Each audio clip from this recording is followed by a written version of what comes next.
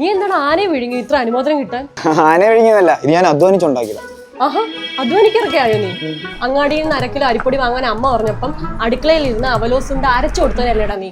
നീയാ അധ്വാനിക്കാൻ നടക്കുന്നത്. അതൊക്കെ അന്ധകാലം, അതെനിക്ക് സൈക്ലിംഗ് അറിയില്ലല്ലോ. ഇതെല്ലാം ഞാൻ സൈക്ലിങ്ങിലൂടെ നേടിയതാ. ഇത് അടൂരിൽ നിന്നും അടിവാരം വരെ പോയതിന്റെ, ഇത് അച്ചൻകോവിൽ നിന്നും അപ്പാച്ചിയോട് പോയതിന്റെ, ഇത് അലഹബാദിൽ നിന്ന് അലുവ വറുത്തതിന്റെ, അലുവ പോയതിന്റെ.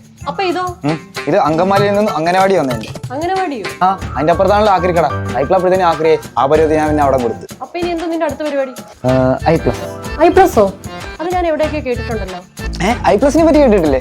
Net, SET, KTET, HSA, technical PSC എന്നീ പരീക്ഷകൾക്ക് വേണ്ടി വിദ്യാർത്ഥികളെ തയ്യാറെടുപ്പിക്കുന്ന കോച്ചിങ് സെന്ററാണ് ഐപ്ലസ്. അപ്പൊ ഏത് പരീക്ഷയുടെ റാങ്ക് ലിസ്റ്റിലും നിന്നെ പ്രതീക്ഷിക്കാലോ അല്ലേ? പ്രതീക്ഷിക്കണ്ട, ഉറപ്പിച്ചേക്ക്. അകത്ത് കയറാൻ വരട്ടെ. എന്താ? അമ്മ പറഞ്ഞു അങ്ങാടി പോയി 1 കിലോ അരിപ്പൊടി വാങ്ങിച്ചു തരാം.